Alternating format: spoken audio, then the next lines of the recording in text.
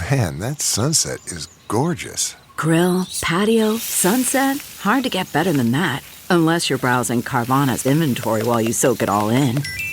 Oh, burger time.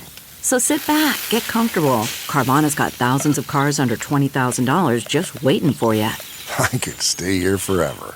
Carvana, where car buying meets comfort meets convenience. Download the app or visit Carvana.com today. This episode is brought to you by Philo. Do you love TV? Do you love saving money? Then Philo is your solution. Philo has shows, movies, and live TV for just $25 a month. You can even try it for free with their 7-day free trial. No contracts, no commitments, no hassles. Just a better way to watch TV. Never miss a minute of shows like the hit docuseries Where is Wendy Williams? Or classics such as Friends. If you can't get enough TV, then there's no better way to watch. Philo has more than 70 channels like BET, MTV, and AMC. And the best part? You can try it yourself with their 7-day free trial. Sign up today at philo.tv/poppods. That's philo.tv/poppods to get 50% off your first month. CarMax is putting peace of mind back in car shopping by putting you in the driver's seat to find a ride that's right for you. Because at CarMax, we believe you shouldn't just settle for a car. You should love your car. That's why every car we sell is CarMax certified quality, so you can be sure with upfront pricing that's the same for every customer. So don't settle. Find love at first drive and start shopping now at CarMax.com. CarMax, the way car buying should be. This episode brought to you by the following patrons: Leaf Girl, Min, Sex Caliber Bones a Lot, Madeline, Edward, Alyssa, Vixen, Holly, Natasha, Laura, Boezy, Jeremy, Allie, Mr. Rage Bomb, Logan, Libby, Wes, Aaron, Kristen, Tia, Jonathan, Isaac, and Karoon. And all the patrons want you to know you're loved, you're listened to, and you're a valuable member of this awesome Horror Virgin community. And if you want to hang out with us, do so in the Facebook group where we teleport inanimate objects daily. We've lost a lot of the context to get the train farting. I would love to have that skill to be able to fart on command. Not only to be able to fart on command, but to fart in unison with a violin that is somehow a commentary on the political landscape of Europe at the time. Well, I've got the solution for you. I've got a pod over there with a violin, a llama. and Taco Bell in the other pod. And if we merge them together...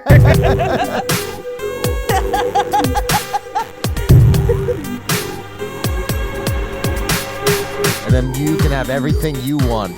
Brindle fart machine page. Part butt, part Mexican pizza, all cop. Yeah. Where does the cop come from? She was wearing a wire, so now she's part cop.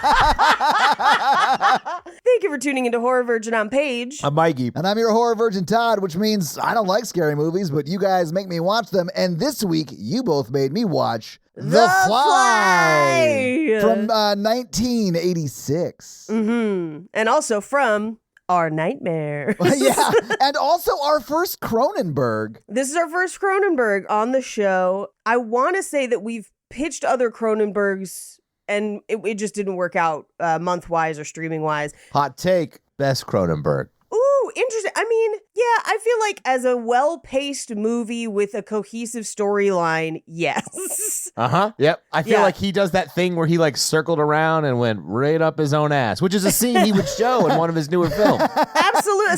Well, I mean, I think Videodrome also deserves some honorable mention. Videodrome, wild as fuck. I do like Video. But his 80s stuff is the good. Like I saw his last one, I was just like, I hate this immediately. I have not seen the last one. I did have to watch Existence in film school, and Existence is a fucking wild movie. Is that the doc about the penis pill that didn't get approved by the FDA? No, it's like a Matrix ripoff where they put themselves in organic guns or something, if I remember correctly. No. So it's virtual reality. So you put yourself in virtual reality spaces. But it's like a liquidy animal like virtual reality, right? No. It's a weird tube that you insert in a port in your spine that is vaguely sexual. Like most Cronenberg things, there's a vague layer of sexuality over it. Okay. I watched it as a kid, so I wouldn't have the sexual part context. So, like, I think rewatching as an adult, I can see it now. But before I was like, oh, that's just icky.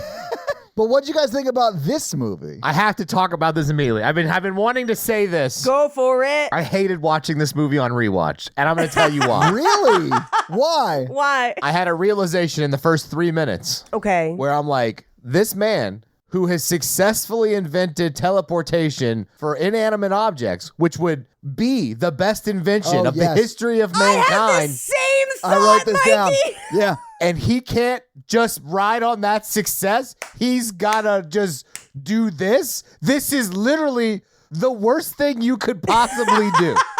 There's one line in the movie later where he's like, imagine I would never get motion sickness again. I was like, is this why you did it? Because previous to now, you could have just put FedEx, UPS, USPS out of fucking business. And like, what are you doing? You could farm to table from the farm to the table. You could change how humanity works at every level with this invention.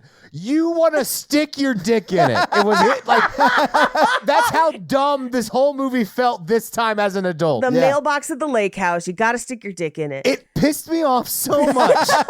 It is like a world-breaking innovation or invention, right? Like, And he's like, it's not good enough. I'm like, this would save countless lives in a million different ways. Yeah.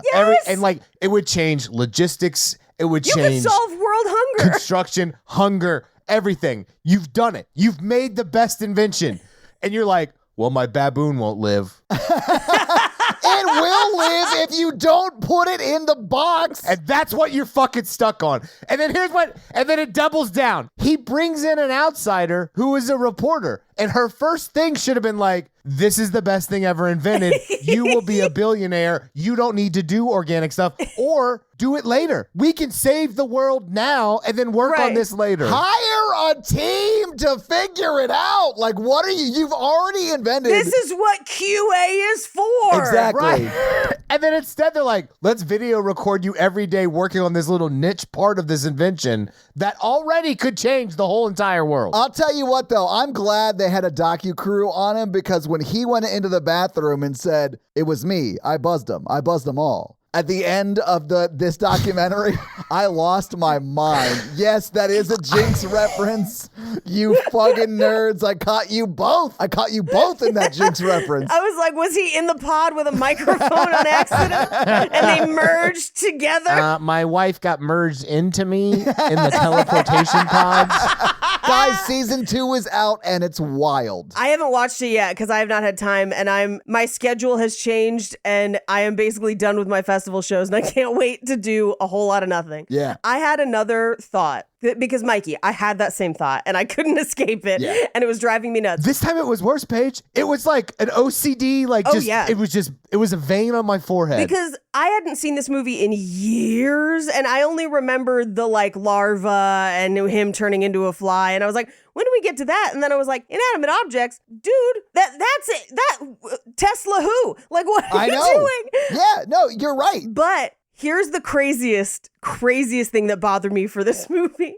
When he goes through for the first time, he gets naked. Why? The first thing he showed us this thing could do was transport clothes. Paige, why are you complaining? It's Thickums Jeff I think if I invented this, I'd be like, I'm never wearing clothes. And y'all are going to deal with it because this shit is lit and everyone owes me for it. It just made me think that somehow someone saw Terminator and was like, yeah, of course, they have to be naked. Think about it. Even if you can't teleport people, right? You could take all the luggage off the planes and have like 2 layers of the planes and the flights would be cheaper. Imagine never waiting for your bags again. They would go straight to the airport or the hotel if you paid a premium. Yeah. The hotel, just do it to the Mikey already built in a lower class version. Like, you can send it right to the airport or pay a little bit more, right to the hotel. Mikey, fuck a suitcase. Fuck a suitcase. I don't want to have sex with a suitcase, Paige. I mean, hey, but what if you got it wet? But like, I would, Paige, but if they usually have too much baggage. You know what I'm saying? Oh, baggage. Yeah. But like, imagine you just put a whole bunch of clothes into a pod, unfolded. Who gives a shit? They still get there, right? But would it fold it for you? Why not? Wait. Guys, I have a dynamite business proposition. Okay. We invent, All right. obviously, this teleportation, and then dryers that when your clothes are dry, they teleport right into your drawers. Hello, $1 million idea. All we got to do is to invent teleportation. The second you said, are the clothes folded? I was like, but they could be if the washer and dryer were a That's exactly where teleporter. my brain went. Yes, Paige. Imagine placing an order at the grocery store and then it just shows up in your fridge. I mean, are you fucking kidding me? This dude made the best thing ever. Everything. Hey, do you want to put a man on the moon? Great. We put a pod there 3 years ago. Teleport him there. We can explore anything. Pot him up, baby. Pot him up. You would only need to bring one pod to start everything. And then as long as you have like 3 people, that they could build a whole city while people come. Yes, and you just pod supplies to them. No more waiting to catch the curvature of the earth and shit. Let me just pause while we're talking about how this would be an amazing invention Right. at the start of this movie. Correct. I want to apologize to all the truckers who are listening who would definitely lose their jobs in the coming months Sure, as I'm we roll out sure. our dryer teleportation technology. But I mean, spoilers, you're losing your job in the next 20 years anyway because of self-driving cars. It's going to happen. Yeah, well, or they could retrain as pod technicians. But see, this is why when people are like, AI will replace everything, I was like, yeah, you mean us. Like, we shouldn't want it to happen. Like, now I'm the person that needs the job. Yeah. Fuck. I feel like this movie is kind of a cautionary tale for AI when you think about it. There's, I think, a lot going on, metaphorically speaking, in this movie. I definitely think Jeff Goldblum's is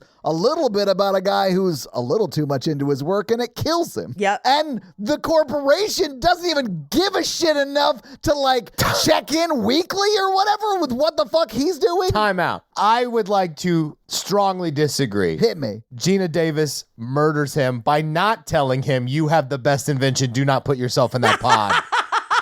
She knows. She's a normal person. She should have looked at that and been like, who gives a fuck about the baboons? Just start sending packages. In a movie with only 2 women, Mikey found a way to blame one of them.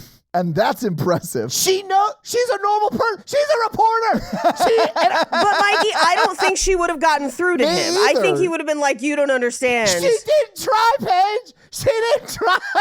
She was just like, yeah, let's put more baboons in it. I want to record that. That is fucked up. Yeah, I want you to turn more into baboon fetting. Yeah, keep inverting baboons. That's fine. A more realistic story is her murdering him, like with the pods on purpose to steal the invention and sell it because it's the best invention ever been invented. Or, hear me out. He accidentally merges with the baboon, apes together strong. I can just picture a red ass just popping out of his pants or whatever. It is Thickums Jeff Goldblum. But no, I couldn't. The logic of it, this logical loop ruined the whole film for me this time. I couldn't escape the thoughts myself, Mikey. I kept laughing about it constantly the whole time. I was like, you did this. You could have been Jeff Bezos. Instead, you are a fly. Jeff Bezos? Who? What's this overnight delivery? How about 2 seconds from now delivery? He would have been bigger. He would have had bigger yachts. He would have been able to have a pod on them that got you anything you wanted on that yacht. That would have explained the stuff where Mo Rutherford just walks off the yacht into a pod and then back onto the shore. Exactly. And if his purpose was to cure motion sickness, invent Dramamine. What the fuck is happening? I'm sorry. I couldn't get into it. It ruined the film. If he had stuck with the inanimate objects, he could have just had constant Dramamine delivered to his house. Yeah. Anytime he even thought about it. Like, could you imagine? Well, I realize that I'm saying, and I'm thinking about if childhood me could hear the sentence I'm about to utter, which is, if you could just go to your computer at any time and say, bring me this object, and it would show up. And I realize that is what happens right now. But I'm saying instantly is different than 1 to 2 days, baby. 1 to That's 2 nuts. days? Think about it. He could get his Dramamine delivered from no wall screens. Yeah, he's the most mates. Because it's got no walls, Paige, because it teleports walls. directly into your home. Directly. A pizza would just show the fuck up. I mean, he had trouble with it. And that's fine. Okay, hear me. If you had a pizza place, wouldn't you put the pod just right at the end of where the oven is? So you don't even have to box them. The pizzas just slide into the pod. Do you know who doesn't complain about steak tasting synthetic? hungry fucking people. Wait, my food already tastes synthetic. I live in America. Like, okay, it didn't create that food from nothing. It turned good steak into synthetic steak. Right, because essentially it's a replicator. It's not really transporting anything, is what we find out. But for inanimate objects, who gives a fuck, right? Right. Well, yeah, for like, hosiery or whatever. Unless, like, years from now, we find out that it's like the Prestige where it's making doubles of them and there's a whole field full of hats and, like, it's not actually doing it and we've created a landfill problem. But that's tomorrow's problem. But that invention is also the best invention that's ever been invented. You mean something that can make a perfect copy of literally anything? Yes! Yeah, that would be amazing. It would solve. I can't deal with fucking movies today. You used that invention for a fucking magic trick. You could have solved again world hunger.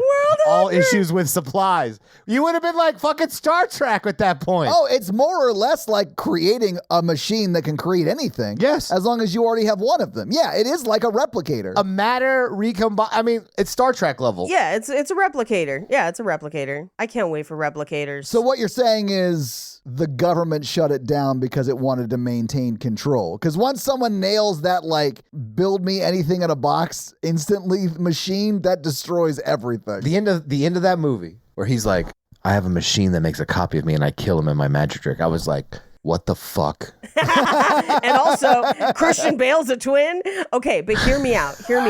This is why the government would have to regulate the pods.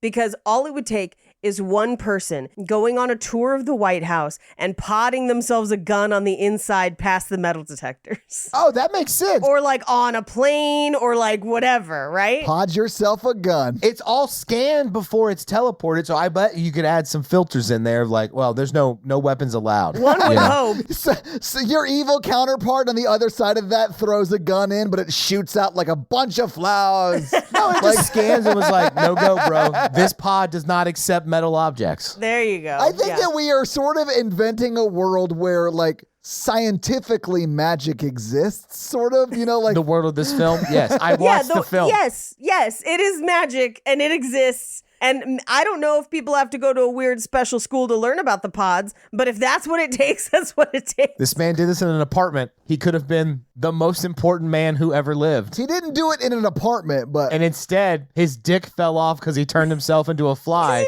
because that wasn't good enough. And I just want us to know that is what is shown and told to us in this film. Yeah, you're right. And this other lady enables and murders him because of it. No.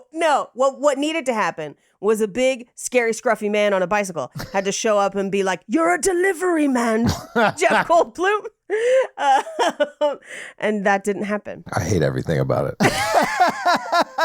Todd, what did you think? Yeah, I sort of liked the movie, honestly. It was pretty good, but really hated all of the body horror shit. Like, it was gross. Yeah. But I think Jeff Goldblum does a really good job. I think he's a great actor, but I've never seen him, like, do creature. Like, he was in the suit kind of thing, like, I've never seen him do that before, and he fucking crushes it. The Andy Serkis of his day. Oh, yeah. Like, he crushes it, though. He's so good. But no, I other than, like, the body horror, I really dug the movie. And I just want to say this because Paige was like, because we're recording this at night after work. Paige said, don't eat before Act 2. I peacefully ate an entire bag of flaming hot Cheetos while I watched her give birth to a maggot. And so, like, I'm broken. But you probably shouldn't eat. Well, I didn't. I literally just ate right before really quick because I heeded your advice. But at that point, I was like, oh, we've already seen the gross shit. I'm not really worried about it. And I had only seen when he breaks that guy's wrist or arm. You weren't ready. Yeah, I had no idea what was coming, clearly. And man, when he was picking off his fucking nails and throwing up and dissolving people's limbs, I was like, what? I was very grossed out by this movie. Don't ever say I didn't look out for you. No, absolutely. And I appreciate it. I really did like a lot of it, though. Like, I get why people like it so much, Look, if we think about Kafka's Metamorphosis, I'm kidding. It's interesting. As a story, it's fascinating. It's just real gross to watch. Yes. But again, the invention, like, that's where I got stuck this time, too. I do like the movie. I do think it's an interesting story. Is the original movie a teleportation pod that causes it? I think it's a book. I will double check right now. No, The Fly, I believe, is a remake of a 1950s film. I think it is. Entitled The Fly. but I don't know if it was. I've never watched it, so I don't know if it's teleportation pods. I'm looking it up. Oh, I thought she meant when she said it was a book, that it was like a spell book that caused it. Oh, what? No. Because, Mikey, it was a 1956, I think. It's actually a series. There's multiples of them. Does the fly buzz from town to town solving murders? No, but it is based on a short story by George Langland. So I'm going to pull up the short story as well as the original movie. So the film tells the story, and it is a transporter. They're transporter pods. So it is basically the same. So I have to hate all of them now.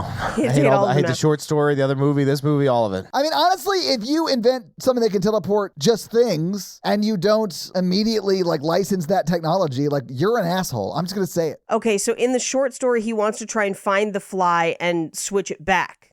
Reparent trap himself through the pods. Oh, wow. But they can't find the fly, and that's why he basically, in his last experiment, he does it with a cat. So he ends up as a hodgepodge of a bunch of things. It's still pods, though. So, Stupid. Your complaint is valid for every version, Mikey. It's just so glaringly obvious. It is. It really is. You're right. Here's what I will say. I think it's glaringly obvious to us in Beyonce's America 2024, where we have something almost that, right? We get things so fast that it's not a leap in logic for us to be absolutely, I might need a head massager right now, put it in my house. But I wonder if that's as present of a thought for people who didn't have that experience in their day-to-day life. I find it hard to believe. They had logistics in the 50s. I mean, they had to wait for things in mail order catalogs. Yeah, and so yeah. my first thought is don't you want to get your mail faster? You could put letters to each other in your pods. It's email. It's Yeah, I was gonna literally say, email. That's literally email, Mikey. Yeah. But we have email. So for us, we're of course you would do that. How long would it take for you to stick your dick in it, Mikey? Yeah, Mikey. I wouldn't stick my dick in that pod. Me either. It would come out synthetic dick. After the baboon, I'd been we should just put stuff in it. Yeah, why, exactly. why are we murdering monkeys? Also, why did he go immediately to baboon? He didn't do a mouse? yeah, or something smaller or like a rat. Can you imagine being this dude's neighbor in this apartment complex where you hear banging at all hours of the night and two baboons? It's literally like an empty warehouse. I feel like he's the only person in miles of his place. And to be clear, I don't want him to kill any animals. It just hated that it was a baboon. Agreed. Well, you don't have to kill animals if you only send inanimate objects. Right? Also, he's definitely a serial killer murdering women in that warehouse, right? Before he reveals the pods, I was like, oh, he's going to kill her. Yeah. He tells her a crazy story to get her to follow him home or come home with him. And then it's not a home. It's a warehouse district that's clearly a murder location. This is one of the things that for me was I don't think women read this script in development process, because two different women are they arrive at that location. They're seems fine. Yeah. And they walk in. I was not a chance. Every woman I know would be and I'm going to run away now. Yeah, bye. I mean, she drove. She could be sure, let's get out. And then let him get out of the car and then just fucking floor it, Be taxi, go. She leave. would have to. It's her car. She's driving, I think. No, she pulls up in a taxi almost every time. No, I mean the first time she goes, because he's in the passenger seat getting motion sickness. You're right. You're right. Yeah, yes, the I first would not time it is. get out of this Why guy's... doesn't she ever drive another time? I don't know. She's a reporter on the beat. She wants a story. She drinks a lot, I think. Man, wouldn't you? No offense. If you saw your boyfriend turned into a literal fly, I might start drinking too. She should have just told him, you have the best invention on the planet. We can make a lot of money together. Why don't we get married? Why would you ever want to stick anything alive in that when we've already become billionaires? I don't disagree. Yeah. I don't think we can place the fault or blame on her, because I feel like he should have realized this. And she wasn't even doing birth control. I'm going to argue that it's not her responsibility. How can you not do it when no Walgreens can teleport it right to her? They could have I shot that prophylactic right on his dick. Yeah, condoms too. Here's what I was struck by in this movie. First of all, they didn't teleport condoms to their house. They could have. But secondly, now that Louisiana has passed its law, women would have to travel over 300 miles to get fly larvae dug out. You might want to cut that. That might be too dark. But I don't want to cut it. I couldn't stop thinking about it where I was like, what if I had a fly larva, but I was in the South? Oh no. I feel the same way when I watch alien films where I'm just like, I can't really empathize with those because they're in space. So yeah. because they're in space. You're full of a chest burster. Can you make that 300-mile drive? That's why legislation is important. I'm just saying. I think all maggots deserve a chance. Mikey, I would not. I just think you're just putting some negative buzz on this. No. Fly jokes. What's the craziest thing you would teleport? If it worked? Yeah, if it worked. Inanimmately. If it works, what's the first thing, what you're like, this is the shit that I need to send, even just across the room? What is it? A dresser. I would never have to move the dresser again. No. Or a couch. I know, but it's got to go to the pod, so it's not going to help with the moving. How big could the pods get, man? Right? Don't limit yourself. You can make a giant pod, just move full houses full of your stuff. Yes. That's right. Yeah. Never have to move again. Bye-bye moving trucks. Bye-bye those weird crate things that you can buy and put your stuff in that people break into all the time. Well, because people leave them in their driveway for like a month. Yeah. It's like the easiest thing to case. Not that I've done it twice. Could you pod your trash out to the dump or whatever, or to like space? Yeah. You can do it in space. Bro, your garbage disposal would literally shoot your not shit, but like garbage disposal stuff out of your house. It wouldn't even be in You your... could shit your shit out into outer space. They could set up a pod. What are we doing with our poops? Why are we not trans-pooping them? You could set up pods by a black hole and transport all the bullshit we don't need here right there. I want you to slowly rip apart my shit at the atomic level black hole for the rest of your existence. I am man. And turn it into something usable. Do you have any idea how crazy recycling could get if you could just switch around the atoms into usable shit? No, Paige, you could send plastic to a different planet, a whole planet whose only job is to redo the plastic, and then they could ship it back with their own pods. You'd have unlimited space and stuff everywhere. But also, Mikey, think about it this way. Like, by the end of the movie, he's created the ability for the pods to essentially change one thing into another thing by rearranging at the molecular level. Yes. That's ultimate recycling. He let us all down by becoming a fly. So wait, does that mean if Gina Davis had teleported while she was pregnant, she would have come out as a slightly younger Gina Davis because she's... No. He wanted them all to be in one body. Oh, no. I knew that. I just mean like with what you just said, because it does change you at the molecular level. And he does sort of turn into a fly. Yeah, he does. He looks more like fly than human, and he was way more human than he ever was fly. I think the baboon proves that if there's not a secondary thing transporting with you, you're just you, one to the other. I got that vibe too. Yeah, and maybe a little bit better because it's just like reorganizing you into whatever the optimal version is, I guess. But like, I don't think it really fundamentally changes you, or at least we did not see evidence of that with the baboon. Although, where does that baboon go halfway through the movie? Back to the zoo, hopefully. Like, where did he get the baboon? He fully ate it, I think. He ate a baboon? I think so, unfortunately. Oh, no. So, like, if there's no secondary transporter, I think it just moves you. I think he did do it. He just then also turned into a fly. I think he did it correctly, and then on, his second attempt with himself or whatever, it like a fly got in there. So it, turned his DNA into like 8% fly, and then he became a fly, which is like insane. Yeah. But I guess my question is, if Gina Davis had gone in pregnant and been teleported, would it have just slowly turned her into a baby? Is that how you get Benjamin Buttons? Maybe, Todd. What are the rules? I think the baby, instead of having, I don't know, she might just have really bushy eyebrows when she comes out. It's hard to tell. Interesting thing to think about, because it fused him and the fly, right? Yeah. So if it fuses her and the fetus, that means she's going to get her half of the DNA contribution to that fetus and his.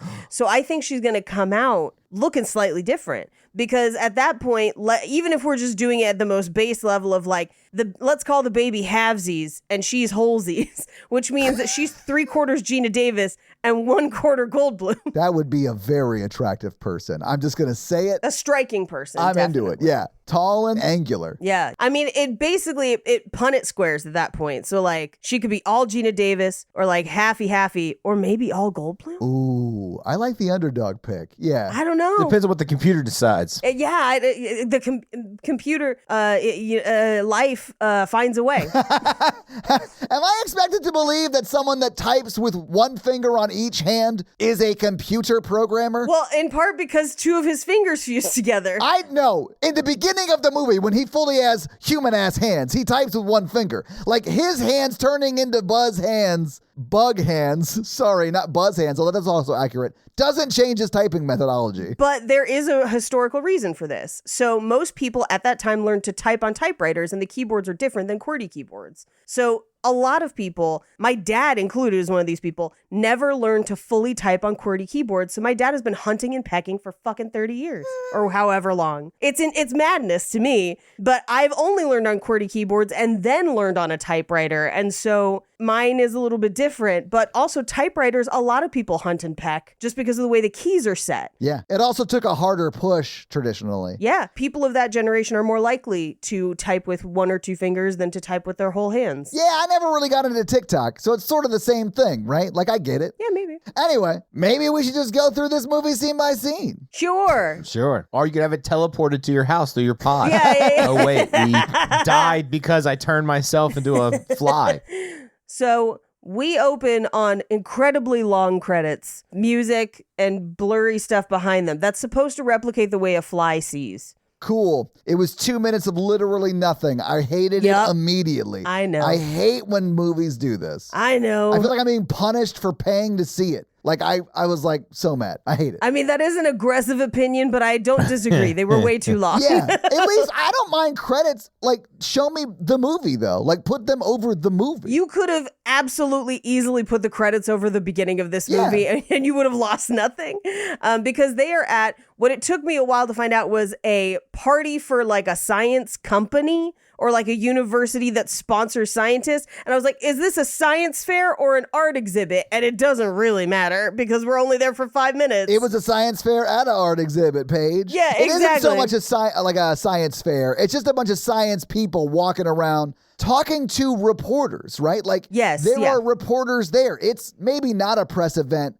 but an event where you're supposed to mingle with reporters as a scientist and vice versa. It reminds me of like the Netflix festival's going on right now and there's after parties. And if you go to after parties, it's like half famous people, half people who work with famous people, and then half journalists that are just like roaming around. That's 150% people. It's wild. It's a wild time. Hollywood's crazy, guys. They be podding in from everywhere. I guess my point is he knew he was talking to a journalist. Absolutely, 100%. He played on that to get her to come home with him. Yes. And then when he showed her the best thing that's ever been invented, he was like, you can't report on this. I didn't bring you here for a story. Be like, yeah, you did. You knew she was a reporter this whole time. How dare you do exactly what you told me you were going to do? I know. It's insane. Once we get there, let's talk about it, because that's the place where I think Mikey can't blame her, because she immediately goes to her boss and is like, isn't this the best shit you've ever seen? Exactly. So like she do tell people. And just like a man in the 80s, he did not believe her. And then that guy was like, you know what? Why doesn't it do people? Why he doesn't care that this is the best invention of all time already. I think at first he's like, yeah, but you just like gave it up for like a parlor trick because teleportation doesn't exist yet in his mind. I mean,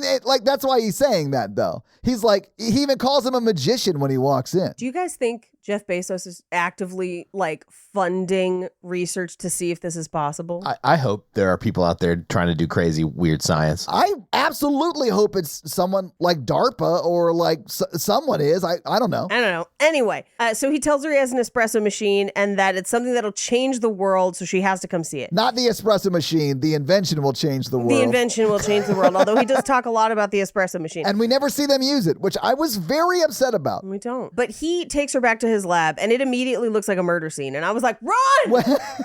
My favorite part of this was when like they pull up outside. Yeah. It's like a warehouse. Yeah. And he goes, don't worry, it's cleaner on the inside. And they get inside and it's like not. It's not. At all cleaner on the inside. I've used that line before. Yeah, right? I thought that same thing. I've been like, I pretty much said exactly that in college. Colin? The bedroom's actually the cleanest part. It's like way Oh, clean in there. geez. You can sit on a corner of the bed. But like, homegirl, this is an empty warehouse by the docks. Run! Yes. Run away! This is a Law and Order episode waiting to happen. This is the first 15 seconds of a Law and Order episode. Yeah. Yeah. You wouldn't even need docks anymore. Because of the pod. You could just pod bodies to the bottom of the ocean. That's why the mob is going to fund it. I mean, docks would purely be for recreation at that point. Yeah. So they go inside. It is not cleaner on the inside. He instantly starts playing piano because he fully has just brought her there thinking it was a romantic date. And she's like, no, show me the thing. Okay, let me just say this. Sure. That guy did not say he could play piano. Nope. And then he sat down and played some awesome ass piano. I'd be like, Sure. goddamn scientist guy. Like, that's really good.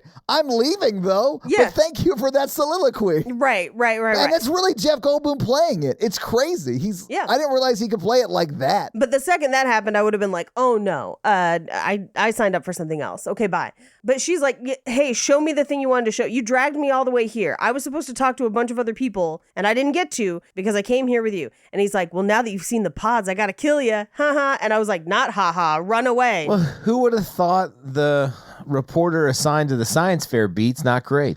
It seems like important shit if it's going to be the best invention on Earth. I also think she's probably a really good reporter because she works at Particle Magazine, which has to be like a nerdy science magazine. And she met her editor and started dating him, which is, I know, not great. But When she was in college. he was a student and she was a science major. Yeah, he was her professor and she was a science Right. major.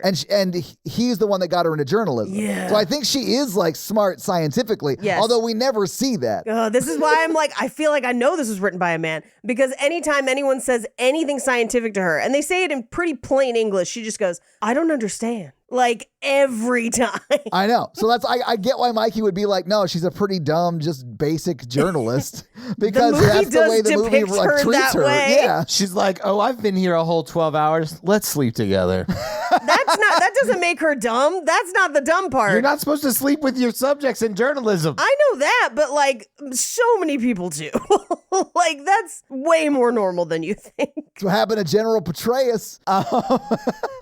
Not even joking. No, I know. I'm like, Yeah. Again, it happens. Didn't that also happen to the mayor in Nashville, or was that the head of her security? Probably it's happened to a lot of people, like rock stars and stuff. Oh, yeah, of course. Yeah. You sort of have sex with who you're around, I guess. You know? Yeah, that's typically how sex works. Proximity is a big factor. Yeah. Yeah. I would say that, like, where someone lives is I important. mean, it's hard to have sex with someone who's not close to you. Exactly. Unless you have an organic teleporter. pod. So, like, listen, Jeff Goldblum, I get it. That's all I'm saying. Maybe license this technology and work on version 2.0. Sure. So he shows her by transporting her stocking from one to the other. And she's just like, what the fuck just happened? And she's like, is this a hologram? And I was like, it's not Tupac, girl. It's your stocking. Like, what's happening? Like, you saw it with your own two eyeballs. And she'd be like, who's Tupac? Who's Tupac? Well, let's pod him over from the West Coast. And then she'd be like, why is this 16-year-old boy here? Because it was like 1986. How old was Tupac in 86? I don't know, but like if people knew the potential, it'd be worth the pod. Anyway, so he's like, see, I teleported. And she's like, oh my God. And then she starts recording. And this is where he's like, wait a second. No, you're a reporter, even though I totally knew you were a reporter and I tricked you into coming here because of the reporter thing. And she's like, yeah, and now I'm leaving. And he's like, I thought this was like a romantic thing. She's like, what? No, you told me you had a cool invention here. I saw it. I recorded it. And I'm gonna go. Yeah. Like that was the extent. He's like, no, you're my girlfriend now. And she's like, no, and goes to her boss, who is her ex-boyfriend, and plays him the tape. And he's just like, I don't know what, this is fake. Like, why'd you bring me this shit? He's almost like laughing at her for being so dumb. Like, Yeah. how could you not tell it was a parlor trick? Like, he's very condescending to her. Yes. And I was like, Gina, I get why you ended this. Sure, it's weird that they kind of make him the hero at the end. Do they? Because I was like, maybe make him less of a douche. I truly don't think they make him a hero, really. He just shows up to a home invasion murder. I mean, he saves and then her. puts the gun together, and that's real stupid. Yeah, a broken homicidal clock. I think he's just jealous and gonna murder him anyway. But coincidentally, he's also trying to murder her. So Tomato. Yeah, I guess. Well, he's trying to fuse her. It's like a whole thing. I guess when he breaks in and is able to try and kill him, he's like, oh, thank God he was trying to kill her, because now it's self-defense. now I look like the good guy, and I'm going to get them cool robot prosthetics. I hope I don't get my arm and leg thrown up on by a fly. Oh, no. He should have sent in the toad in the apartment first, and then the cat, and then the lion, and then the... Yeah, and the green grass grew all around and around, and the green grass grew all around. I don't know why. The pod swallowed the fly. But Goldblum bursts in, and he's just like, no! And he's like, oh, yeah, no, he thinks you're a con man. He's like, fantastic, cheeseburgers? And then they go to the Loki McDonald's, basically. Is that the Loki McDonald's? So in this last season of Loki, they did a whole section in McDonald's from this era, and it looks exactly like this. Oh, okay. Which is pretty wild to see it in a movie, because they definitely, in this movie, probably just went to a regular McDonald's. Yeah, that's what's like. But it looks exactly like the one on the show. That's back when McDonald's would say like 2 million hamburgers served or whatever. Except, so this is the weird thing it makes it not McDonald's, so maybe they didn't have the rights to like say it's McDonald's. Is it Whack Arnold's or whatever? No, it's because they put Pepsi signs up around it, and McDonald's has served Coca-Cola for almost its entire run. Well, there you go. Anyway, so at this point, he tells her that it can only be inanimate objects. It can't do people or anything.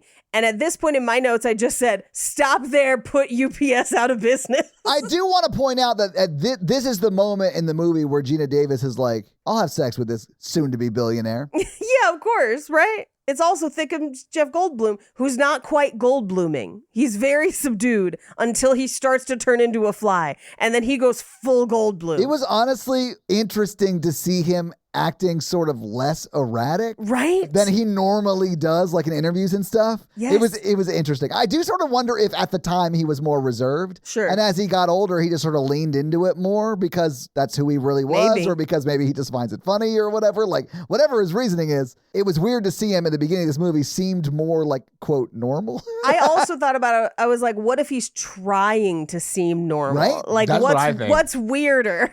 Is him trying to be reserved? If the fly was always inside him, Paige. It was always there. There are 2 flies inside you.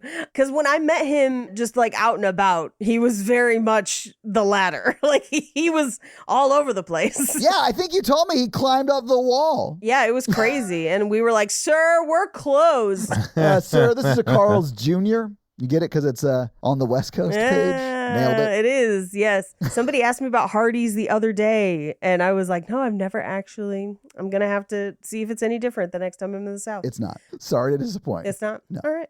Anyway, this is where she's like, what happens with living things? And he's like, don't worry about that. But like, you should write a book about this as I try to figure that part out. Well, and that's the pitch. Like, she can, because he didn't say this is off the record, Sure. to get her there. She can use everything that she recorded up to the point he stopped her, right? Right. So he knows that. So like, he's like offering this as a middle ground sort of compromise. Like, yes, I know you have a story that literally would change the world and set you up financially for the rest of your life. Right. But let me give you a worse version of that. Yeah.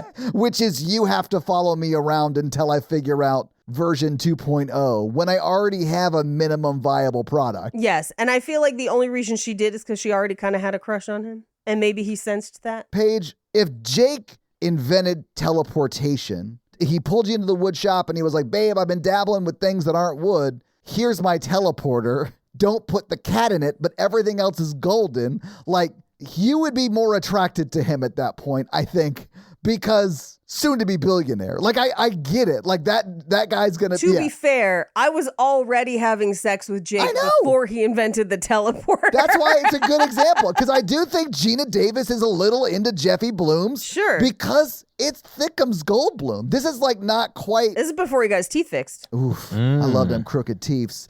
This is like before Vibes, I think. So he's not quite at his full Thickumsness. But man, he He's was on his getting way. there, though. Yeah, he was on his way. He is He was getting on there. his way. Anyway, so she goes back to her apartment and there's a dude in her shower. It turns out it's her fucking boss. And this is like Stalker Town, like sleeping with the enemy level terrifying. Oh, because he's just taking a shower in her house? Yeah, if That's insane. I've never given a man a key to my home except for my husband. But if ever I had come home and a dude that I had dated and was no longer dating was just in my house, I'm not going in. I opened the door. I'm going right back out that door and calling the fucking cops. Like, yeah, if you live alone and you come home and your shower is running, I'm like, okay, it's either haunted or someone's broken in. Yeah. I'm not going to find out. I'm calling the police. Or somebody, or calling somebody to investigate. Like, I'm not just walking in. Honestly, Paige, if this was you, it was 1986, and you were in this situation exactly, I do think you'd run to a payphone. Sure. And call Thickums to come over. I mean, maybe. I was a fetus at the time. Well, I don't mean like, if you were Gina Davis in this movie. Yeah. I don't mean if you were a 15-year-old Tupac. I just like to go to people's houses and shower. That's all I like to do. Just text me first. It's platonic. Just let me know that you need to use the shower. That's fine. I just need to know about it. I don't need to use the shower page. I want to. I just want to. It's my teleporter to a place of relaxation. Anyway, she kicks him out, but he's being real stalker vibes. Hey, if Thickums Goldblum hadn't turned into a fly, this dude still might have murdered her. Agreed. Just gonna put it out there. Yeah. Anyway, so she goes to Goldblum's house and they try to send a baboon. It turns it inside out. They like emotionlessly murder a monkey. And he's just like, see, I told you. I know. Yeah. And she's like, got the camera on him. And she's like, I think America wants to know what you think. And I was like, yeah, Jeffy Blooms, explain yourself. Yeah. Why did you just murder a baboon when you could have gone with maybe a rat or something like that? You jumped to baboon. Yeah. Like that was insane to me. But also, why is this what like gets her to be like, I want to have sex with him. I'm going to have sex with Jeffy Blooms. Like he just murdered a baboon for me. They do have sex that night, basically. It is.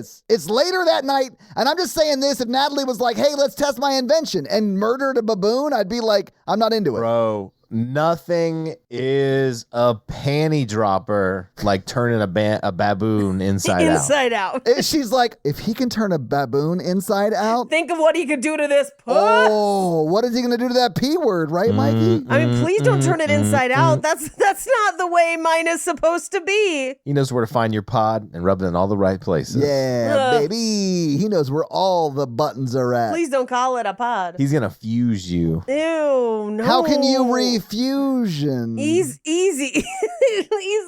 Anyway, this is where we find out that he does the Einstein thing of having all the same clothes so he doesn't have to have decision fatigue. He just wears the same thing every day. That is 1,000% me after COVID. I mean, that's fair. I just became a sweatpants, hoodie, and t-shirt guy. That's what I am. I went the opposite direction of being like, how crazy can I dress and get away with it? And honestly, no regrets. You're on the better journey, Paige. I'll own it. Like, I wish I was more like you. I do have some great jackets, but that's pretty much it. It's real fun. You should try crop tops. Honestly, I'm not as comfortable with my body as you are with yours. I'll say it. And that's me. I got to work on that.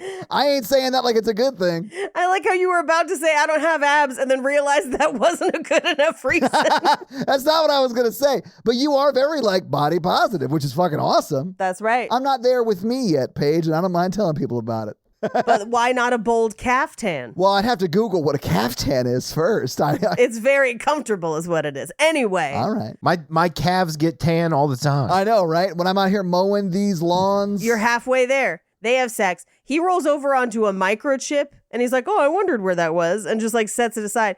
And their pillow talk is weird because she has this whole thing about like, that's why people want to nibble on babies' cheeks because the flesh makes you crazy. And I'm like, what are we saying here? Also, there's a sexier way to talk about flesh. Yeah. When you're in bed having sex with someone than like bringing old ladies and babies into it. There's nothing I like better than sleeping with someone and her immediately talking about babies right afterwards. Right after? Mikey, I mean, now I'd be into I was it, but about the to joke say, still stands. I listened to the announcement last week. Like, I bet you would love that now. But the throwback he uses later about chewing on the baby cheeks, I was like, what the fuck is he talking? Oh, yeah, what the fuck? Oh, they threw this back? Oh, God. Can I also just take a second to say, I know that all of your DMs to me are well-intentioned, but please, for the love of God, please stop sending me DMs asking if you can be a guest. Oh, you've gotten those too. Yeah. I have gotten many of them. It's so weird. I'd like to add into that, keep the boobs coming. But here's my thing. It's like, I'm not like, none of these would be good guests. That's not it's just the wrongest time, man. Like, we just announced this. It's still super sad. I could really do with not getting a ton of DMs every day that's like, your friend is leaving. Can I be them? Please stop. Yeah. Please stop. Exactly what Paige just said. Ditto for me. It's like if someone died. You don't want to replace their father. You just say, sorry for your loss. Yeah. Can I be your daddy? I know it's all coming. I know it's all coming from a place of like, I think the podcast is fun. I want to be part of that. I understand. I get it. I appreciate that you like the show so much. Oh, there's also a little bit of selfish, self-serving nature in it. Yeah. Sure. But yeah, like, now's not the time, please. Yeah. And this isn't about any specific person, by the way. It has been a lot of you. Do you want me to read off who it was for me? Sorry. No, let's not. We don't have all day. But Let me go to my message request. anyway, he decides, based on her talking about flesh and babies, to experiment with some steaks. And I think this is actually a really interesting, good experiment. This is one of the like plot points in the movie that I'm like, hell yeah. I mean, still keep it inanimate shit, but this is interesting. It's a weird middle ground, right? Because it's not alive. Yes, but right. This is the test you do before the baboon, though, guys. Like, Right? this meat's already Right? dead. You don't want to, like, if it gets turned inside out, you'd be like, okay, clearly we shouldn't do animal testing. I would have started with seeds, because if you could teleport seeds, you could do a lot of cool stuff. That's true. So they send the one half of the meat back and forth. They'd cook the regular half and they cook the other part. And then they have Gina Davis taste it. And she's like, oh, the meat that we sent back and forth tastes off. It tastes synthetic. And from this, Jeff Goldblum's character is like, aha, it's because I haven't completed the machine learning aspect of this to teach it about organic matter in this way. It like cracks the code for him. Which is insane. Like, whatever. I mean, this is all like yada, yada, yada science. Yeah. Don't worry about it. Well, and then he doesn't program. He just like says sentences at his computer who like interprets it. It's like the chess computer from The Thing. Like, 80s computers. I mean, I guess that they chat GPT it now, so I guess it's the same thing. Would you like to play a game? Would you like to murder baboon? Pod, now do it with less inside out. Oh, shit. I didn't roll back the inside out feature. My bad. Okay, now do it with outside in. Wait, interesting. Do you think it did the baboon inside out because when she took her stocking off, it was inside out when they put it in? No, I think it changes from item to item. It's a shame that baboon had that rare condition where it turned you inside out if you ever went into a teleporter. I think it's just for inanimate objects and it's the greatest invention of all time and they shouldn't be fucking with this at all. I also think that. Yes. What made me the most sad at the end of this movie is like, this might be a documentary, and those things got destroyed because nobody knew what they were because everyone was dead at the end of this movie. There you go. Well, or rather, no, they weren't. They're alive, but none of the people that understand are alive, and that's the problem. Yeah, that's what I mean. Like, there's no way to reproduce it, I guess. I mean, maybe he kept notes. Here's why I think the baboon turns inside out. Because I think it rearranges all the molecules into whatever, like it takes a thing and makes a copy of it. But for living creatures, it doesn't do it in order. It just assembles all the same stuff and it shows up however it shows up. Yeah, I think it was like just like a rapid 3D printer for inanimate objects. Yeah. And what he had to do was update it to like the molecular level. Yeah. Which I also don't think he does right because the fly gets in him and then he becomes a fly. Like, it doesn't become 2% of his DNA. It becomes all of his DNA. He just turns into a fly slowly. Yeah, it's the weirdest Marvel movie. Yes. Sure. Yeah, it's the weirdest superpower ever. What if Spider-Man went completely wrong? Hey, horror fans, ever felt like your online privacy was being pulled apart and reassembled by some mad scientist? Well, before you transform into a Brundle fly, let me introduce you to NordVPN, your digital transportation device. Just like the 80s classic The Fly, where science breaks down the boundaries of nature, NordVPN breaks down the boundaries of internet security, keeping your data safe from prying eyes. With encryption so powerful, it's like it's sealed in a pod. With NordVPN, you can change your virtual location faster than Seth can teleport a stocking across the room. This comes in handy for accessing streaming content from all over the globe or getting the best online shopping deals without any creepy surprises.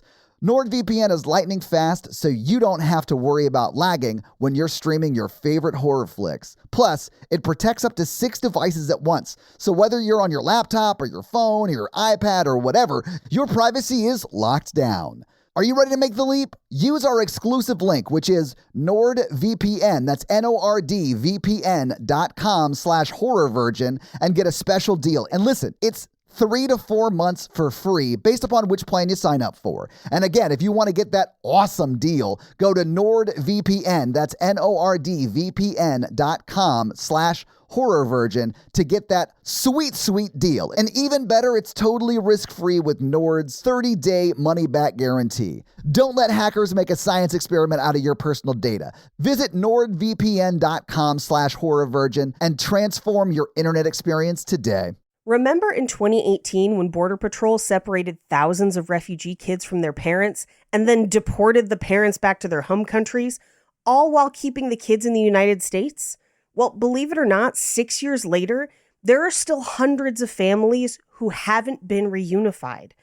And although we as a community might feel hopeless at times, I recently learned about an organization called Al Otro Lado, which works to reunify families. They provide holistic, legal, and humanitarian support to refugees, deportees, and other migrants in the U.S. and Tijuana through a multidisciplinary, client-centered, harm reduction-based practice. Since 2018, they've reunited over 100 refugee families ripped apart by Trump's zero-tolerance policy. Once reunited, Al Otro Lado helps each family to find legal representation, housing, and the counseling that they need in order to heal and get back on their feet. Imagine having your child ripped from your arms and never knowing when you would see them again. We can't let family separations go on. If you're like me and you believe that all families belong together, then join me in supporting Al Otro Lado and donate today. You can find the link to donate to Al Otro Lado in the description of this episode, or go to gum.fm/charity and donate today. You can also consider volunteering with the organization, which offers opportunities that are both in-person and virtual. The best way to get involved is by filling out an application on their website at alotrolado.org/volunteer. Again, that's alotrolado.org/volunteer. Anyway, she goes shopping to buy him a cool leather jacket the next day, and her boss follows her because he's a full-blown fucking stalker. Also her ex-boyfriend, which sort of explains the full-blown ex-boyfriend. stalker part. He's like a, what do they call that? Like a disgruntled ex or something. Yeah. Person of interest. Person of interest, yeah. I mean, definitely going to be a person of interest in this, whatever happens here at the end of this movie, whatever it gets deemed as. Yeah, we cut to later. She's back in the lab, and they're testing with the baboon again. And the baboon survives. They toast with champagne. And this is where he's like, I'll never have to get car sick again. I was like, is this the entire reason that he went for human testing instead of just stopping at the best package delivery system ever? Yeah, he's an asshole. Anyway, they're going to send the baboon out for tests. It could be a while. However, as they're having this conversation, they're like, well, maybe we take a vacation to celebrate or whatever. She finds a package that her boss dropped off, basically implying that they were going to go ahead with the story without her. So she's like, I gotta go set some shit straight. Yeah.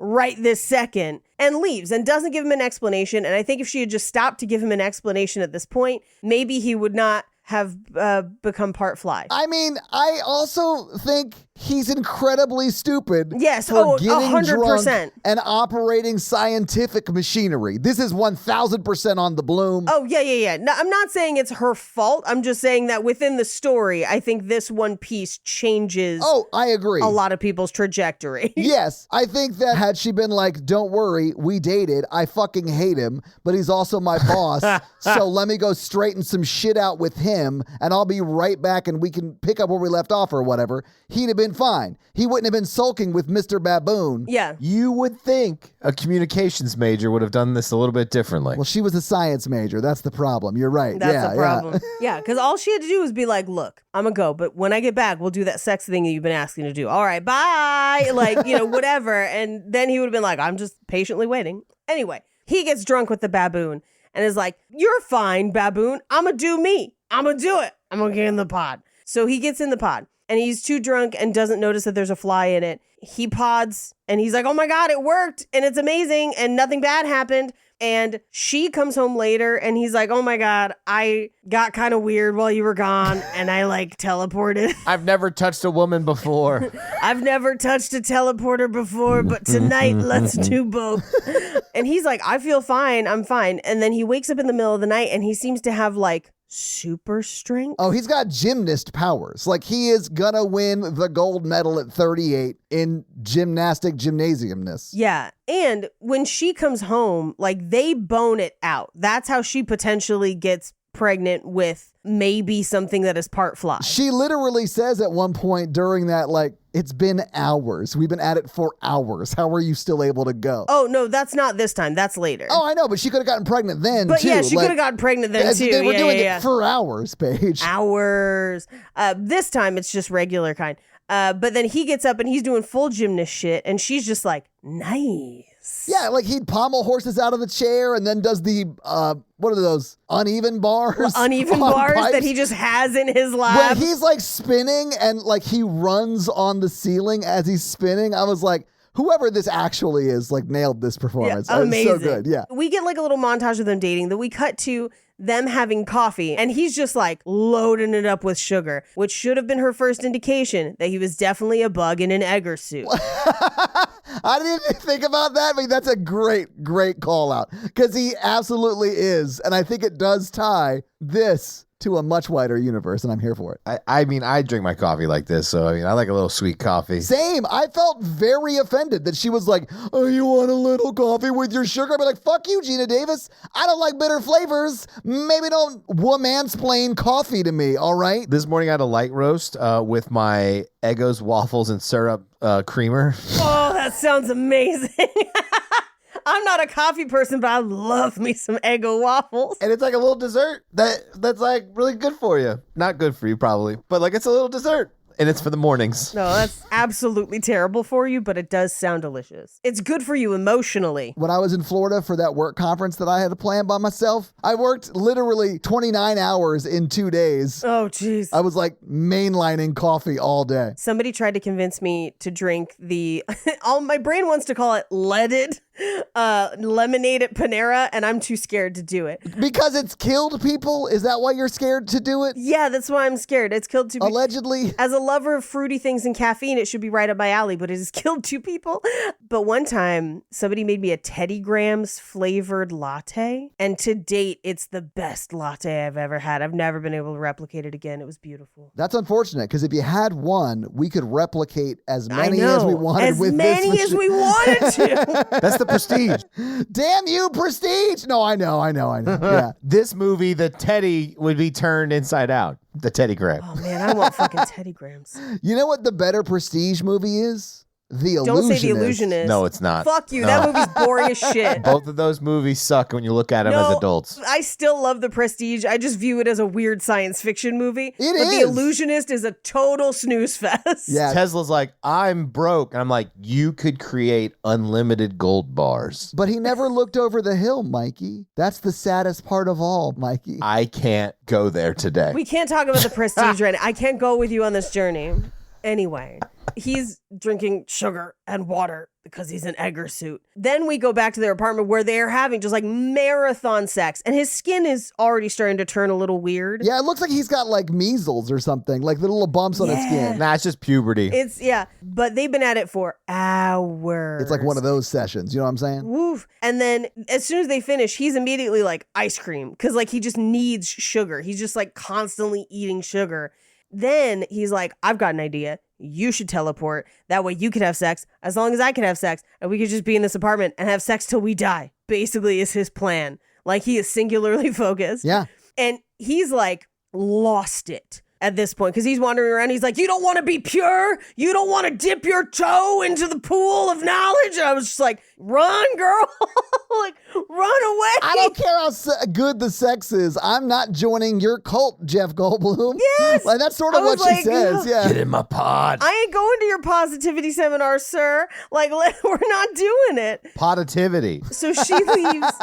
She leaves, and he basically goes on the prowl. He goes to a bar. He sees 2 guys arm wrestling and that there's a girl watching and she's like gonna go home with the winner. And he's like, I have $100. I'll challenge both of you. And then she comes home with me and she's like, what? And she gets no decision in the matter. And she is just traded like an object. What was insane to me is that maybe her boyfriend, one of the guys is like, Marky, no, yeah. it's fine. I'll take the money. Like he's going to win or whatever. Yeah. Then when he doesn't win and Jeff Goldblum like literally breaks his arm out, like the bone comes out of the skin. It's real gross. I hated it. She's like, oh, I guess I lost the bet. I have to go fuck this stranger now. Like, it was insane to me. She did leave with him. Like, he had just won the chance to go on a date with her. Like Tad Hamilton, yes. It was insane. What's crazier to me is that, like, she watched him compound fracture a guy's hand, and then she leaves with him, and she's like, wow, are you a bodybuilder? And he's like, yeah, I build up bodies, and then I take them apart, and then I put them back together. And I'm like, run! Oh my God, run, Johnny! Like, he is a murderer. But instead, she's like, tell me another creepy thing. What are 3 other things about him? She's just like still into it. She's like, oh, cool. I want you to teleport me into 2. I want you to teleport that vitamin water inside Just me. poured her in half. Anyway. Oh, that's actually what happens to him, right? At the end of this movie, he gets teleported in half. He merges with the pod. That's right. That's what it is. That's what it is. Yeah. But he's like constantly eating chocolate bars and his hands are all goopy. It's real gross. They get back to his place. She can't climb the flights of stairs, which this is the first time in this movie that the stairs have been displayed. And like at no point did we ever know that this was not on the first Oh, floor. wait. Does that mean like every time Gina Davis comes over, she has to go up like 9 flights? What? Yes. What? That's so many floors. Yes, and he ends up just carrying this girl up there, and she's just like, cool place, and it looks terrifying in there. Yeah. And literally, we just cut to her in states of undress as he is teleporting again. Like, he's just showing her the pods. Yeah, he's like, look at this dope shit I can do. Yeah, and he just, like, gets out of the pod and bangs her. Yeah. And she's just like, yes, pods. And then after, he's like, cool, your turn. You go through the pods. And she's like, no. And he's like, it'll make you feel sexy. And she's like, I already feel sexy. And I was like, damn right you do, girl. But also, run. I know. Oh, my God, run.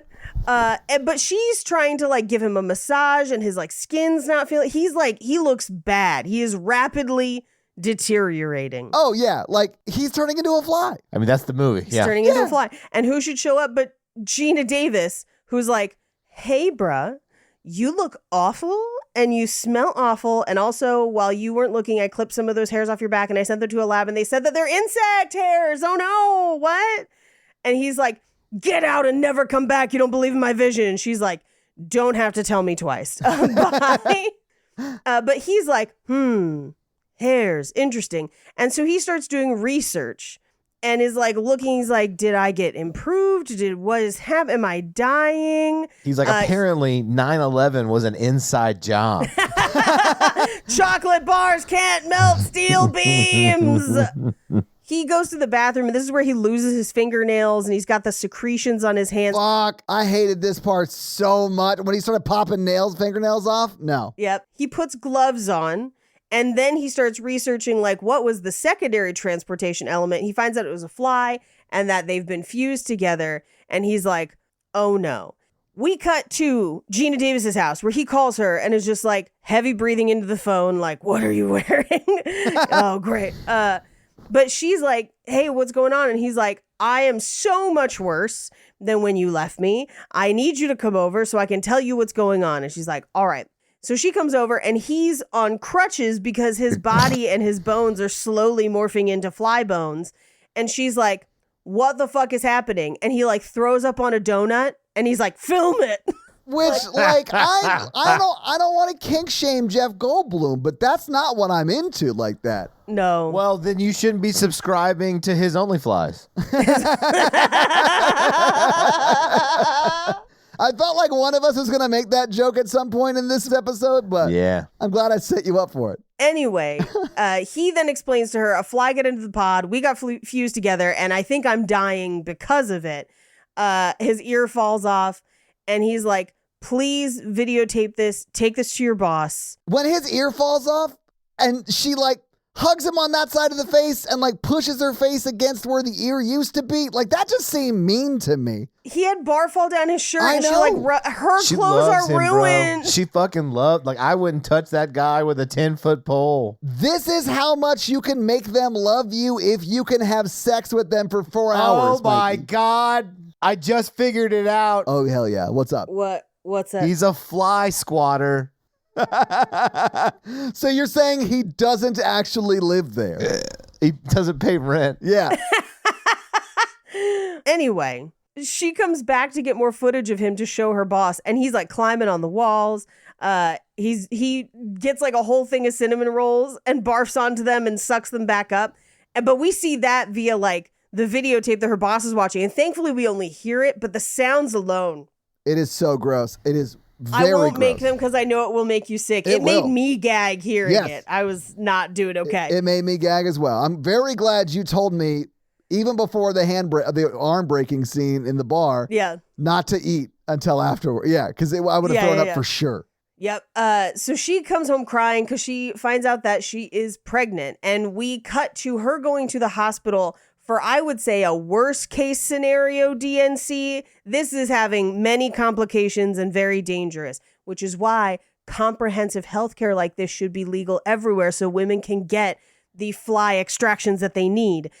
Paige, why are you trying to shoehorn in the imagery and metaphor that is clearly in this movie, guys? Sorry. It's very clearly in this movie. It's hard to, obviously you here. cannot deny it. It is definitely there. Can't deny I'm it. tired of living in America where people are just murdering thousands of maggots a year. Oh, Oh, no. my larva. No. And it is in the process of the procedure that she essentially gives birth to a maggot, but it does turn out to be a nightmare. Yes. Which we should have known, because when the nightmare starts, it's when she runs into her apartment and her ex-boyfriend is watching her TV. She's like, Yeah. that's where the nightmare started for her. Yeah, exactly. Well, but you aren't 100% sure it's a nightmare until she wakes up. Right. And then I was like, is she pregnant or was that part of the nightmare? But we will find out. She is still pregnant and she is worried because she doesn't know when she got pregnant, before or after. So it could be anything. Meanwhile, he's trying to refine the fusion project in his weird fly lair. And he's like losing body parts and he's like keeping them in his medicine cabinet. She shows up and all she wants to do is tell him that she is pregnant, but she is going to terminate it because she does not know if it's a fly or a human. Who knows? Right? A fly or a human or a hybrid. fly or a human fly hybrid. What is it? Because they did have sex Yeah. before and after. There is a chance that it is only Bloom in her. There's no way to know. And that is a horrifying thought for her and understandable. That would be fucking terrifying. Yes, that might very well kill her. Like, you have no idea what Yes, that'll do. you never know. Literally scientifically uncharted territory. Yes. And she can't bring herself to tell him because she is so repulsed by what he has become. Yeah. And he does tell her, please stay away. If you don't, I will hurt you. Yeah. Because, like, I am not human anymore, basically. I am insect. Yeah. And you know what girls love? Being told that. Mikey, I was going to say, this next little section has, like, some real, like romance novel vibes. Like, get away from me. I'm dangerous. I'm too bad for you. And then he like comes to her rescue when she doesn't really need to be rescued in a weird thing. Like, it's, yeah. I'm going to say that only really works if you've got like killer shoulders and abs, and not killer in the way that it's a giant insect that might murder her, but killer like, I want to lick him. I don't think that Gina Davis was like trying to help because she wanted to fuck the fly. Right. I think she might have been hoping for like a cure or something. And then Yeah, and I do think she's hoping for a cure, and I think he does kind of trick her back with it. Yeah. Because she comes outside and she's like, I couldn't tell him, but take me to the doctor right fucking now. Get it out of my body. Which to me is like, it feels like the chest burster in Alien, where it's like, get it the fuck out of me. Like, no, thank you. Yeah. So he's watching from the roof. He overhears. They take her to the doctor. And the doctor is just like, I'm sorry, it's the middle of the night. This can't wait till tomorrow because, like, what's happening? And she's like, I need it out of my fucking body right now. And he's like, geez, okay. Anyway, she's in the exam room getting ready for the procedure, and it happens to have a weird glass block wall because it's the 80s. And he like bursts through the wall and like steals her. But he bursts through the wall like he's about to be on a Nickelodeon 90s contest show. Like, that's what it looks like as he breaks through that, like, ice block wall. Yeah. Do you have it, grubs? Can you tell I didn't grow up with it, but know that so many people did? Like, I didn't even know what it was called. Oh, it's called guts, but because the maggot, it's grubs. Yeah, You want to get all up in it. Guts. Yeah, it's a kid's show, right? Oh, yeah. You got to climb the aggro crag. It was fucking lit. Anyway, so her boss / ex-boyfriend, he brings that gun to the lab, right? In like a full suitcase? Yes, he goes to a home invasion murder and then puts his double barrel shotgun together. Yeah. Like, do that in the car, you idiot. Yeah. Like, what are we doing? There's a dangerous fly man. Fly what do you call man. And then he used his shower. It's just too much. It's so weird. Then he was watching his TV. That guy is just never where he's wanted. I mean, it's because he's unhoused. Her boss? You don't know. That's why he's always using other people's stuff. I mean, the only time we do see him sleep is in his car while he's like staking out his place trying to find out where his ex-girlfriend is. He's having a rough time, okay? Anyway, he shows up, assembles the shotgun too late, and they get into a fight where Jeff Goldblum barfs acid onto one of his hands holding the gun so he can no longer hold the gun, and also onto one of his feet, and oof magoof is it gross. Both of them are so gross. Like, I did not care for this, but also I still think it, like, because it's practical, like, it super holds up. Yeah. Like, I get why people are like, no, Cronenberg is great with body horror. Because it is. It's creepy. And at this point, Goldblum tells Gina Davis, like, you can help me be human. Here's what's going to happen. You go in that pod. I go in that pod. And she's like, okay. All right, I'm following you. And he's like, and then we all end up in this pod, you, me, and the baby. And she's like, okay. And he's like, in one body. And she's like, no, wait, what? She's no! like, okay, I'm out. No, I'm no good for this. Yeah.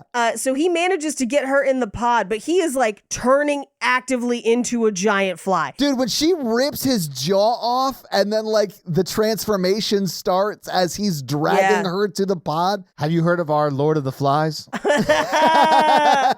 it's so good. Like, you think back to like the transformation scene in American Werewolf in London, like that is such a, like for the time, an amazing transformation scene. Yeah. And they're essentially, this is after that though, I believe, but they're essentially doing like a similar transformation scene, but while he's holding her and walking backwards and like dragging her to the pod. When his old eyes blow up. And it's so, the jaw coming off is just unhinged. It is crazy. Yeah. His skin's like sloughing off and he's got fly parts. It's real fucked up. Yeah. And so as he gets her into one of the pods, he's climbing into the one of the pods. Her boss grabs the shotgun and wisely, because he was kind of snooping around before the fly came out and figured out kind of what the pods were, he shoots the line leading to the pod, which is actually smart as fuck. It's way smarter. Because he doesn't know if it's bulletproof glass or whatever, but he's prevented power from going to her pod. Yeah. Which means that the fly, who then tries to get out to try and prevent it, like breaks through the glass, the transporter goes, so the fly ends up half pod, half fly. Yeah, and it's like half the transporter went with him to the other transporter, right? Right. He's going to have to update his photo on his fly papers. Yes. On his fly space page. But he should wait until he uses the headshot she gives him right here. Okay, so I do like this. I really like that this movie isn't like, this guy's a monster. It's about like this guy who is a scientist who gets like a little too into his own science and becomes a monster, but like still maintains a little bit of that humanity to the point where he's just like, please kill me. Like, I don't want to live this life. Well, he did try to murder her. I know. But like the humanity at the very end coming out and being like, yes, you need to kill me. Like, this is not something I want to continue being. Like, I sort of dug that about the movie. Yeah. Regardless, she cries. She's like, I can't do it. Like, and then immediately does it. She did, like, she protested enough to make him feel better before she killed him. Well, there's a little piece where the fly grabs the barrel and aims it at his head. Well, that's what I mean. That's what I was talking about. Like him being like, please just kill me. Like this needs to end. Kill me. But I do think she it protested to a level that like if she changes her mind about the baby, she could be like, listen, I didn't want to have to kill him.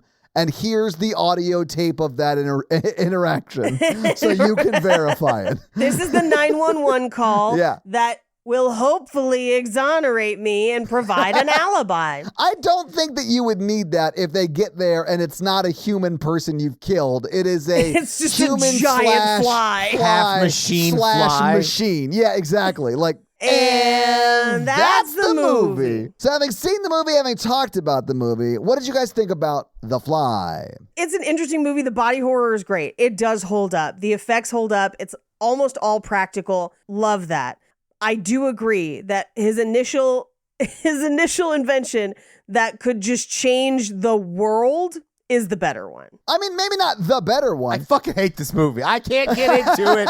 I'm sorry. It may not be the better invention. I would argue that like being able to do both inanimate and animate objects is better, but like one is not required for the other. Like there's still world-breaking technologies. And yeah. It's insane to me that he didn't stop there, but we wouldn't have a movie if he did, you know? Right. I can't get past it. 4 people saw the teleporters and weren't just like, everyone stop. This is the most important thing that's ever happened to humanity. Yes, everyone put everything down and we're going to call, I don't know, the patent office and be billionaires for the rest of our life. Exactly. Outside of the body horror stuff, I did sort of like the movie. Like everyone's great in it. Like they do a good job. I don't know. I think it's well paced and well acted and good effects. It's just I think it's a good movie. I just could not get past that thing. Yeah. As a kid, you don't pick that up. And then like as an adult, you're like, if you were an adult when this movie came out, did you think that? Please talk about this to us. Yeah, in the Facebook group. If you were an adult when this movie came out, did you have the same You problem? should ask your dad, Paige, because I guarantee you he saw this in the theaters. He may have. I can ask. But Paige, do you have any fun facts for us? Yes. Well, here it is with your fun facts. Goopy fun facts. So in an interview in 1987, Vincent Price revealed that when this movie came out, because the original is a Vincent Price movie, Jeff Goldblum wrote Vincent Price a letter saying, I hope you like this as much as I liked yours. And Vincent Price says he was very touched by the letter and replied, but his letter in reply says that he went to see the film and he said it was, quote, wonderful right up until a certain point, and it went a little too far. Do you want to guess what that certain point was, guys? Yeah, I think I know. After watching some of his early films, Martin Scorsese asked to meet Cronenberg. Upon meeting him, Scorsese said that he looked like a Beverly Hills plastic surgeon, and this inspired Cronenberg to give himself a cameo as a doctor in this film. Okay, interesting. Yeah. Okay. I jokingly brought up Kafka's Metamorphosis earlier in the podcast, but it was an influence on the story. It's actually a line in the movie where he says, quote, I'm saying I'm an insect who dreamt he was a man and loved it, but now that dream is over and the insect is awake, is a reference to the Butterfly Dream story by Zungazi, but also it's a reference to Kafka's short story, The Metamorphosis. Yeah, what about Bungazi? Like, why didn't Hillary go down for that? Different Bungazi. and I'm probably also pronouncing this wrong. Oh, I love that stand-up comedian. I don't know. Nate Bungazi is pretty great, though, Paige. Nate Bargatze is great. But her emails, though, right, Mikey? Yeah, 100%. Fuck y'all. For everyone making the film, including David Cronenberg, they all have stories about the baboon, whose name was Typhoon, by the way. Typhoon the baboon. Typhoon the baboon is the cutest name for a baboon I've ever heard. So Typhoon the baboon was a wild animal and not an actor. What? Yes. Jeff Goldblum let him jump up into his blooming arms. I love the 80s. I know. The 80s were a wild time, yeah. So my dad does not remember much of this movie at all, by the way. Oh, that's unfortunate. Okay. But Typhoon one time got startled by the flashing lights and broke off one of the doors of the telepod to get out. Jesus Christ. And the Wrangler and Jeff Goldblum, because Jeff Goldblum is 6'4", were the only ones that could keep Typhoon calm because they're big. Yeah. And so, like, for some reason, because Jeff was so much bigger, the baboon was like okay with Jeff Goldblum. I can't guarantee this. I would not be surprised if this is one of many on-set stories that contributed to the Gordy narrative in Nope. But it seemed a lot like it, where it's like startled by the lights and Yeah. Anyway, the scene where they're having coffee with too much sugar originally didn't have a ton of lines. They had only half written his monologue, and Jeff Goldblum improv'd the rest of it. God, everything I hear about him makes me like him more as an actor. Like, that's so good. Like, he's so good in this movie. It's wild. He also, for the most extensive makeup work, it would take 5 hours. It's not surprising, man. And almost as many hours to remove at the end of the day. Yeah, I mean, it's good, man. Yeah. When they rip his jaw off, and I realize he's not in the suit at that point, but like, it's really good. Hated it. So the design company, which is Chris Wallace Incorporated, they studied books on disease and skin diseases when they were creating their Brundle fly designs, because David Cronenberg was insistent that it not just be a giant fly, but a fusion of man and insect, which is what we get in the movie. Yes, like it holds up.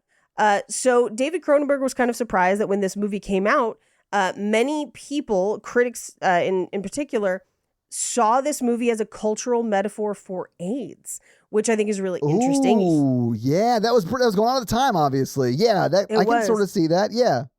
He had originally intended for the film just to be a more general analogy for disease itself and terminal conditions like cancer and the aging process in a much more general way. But I think you could absolutely read an AIDS metaphor into this and you wouldn't be wrong. I think you could absolutely layer that onto the film and it makes sense. Several sequences were filmed but cut from the final release, including a scene where he sends a cat and the surviving baboon through the telepods to have like a mutated creature that he beats to death with a pipe. What? I know.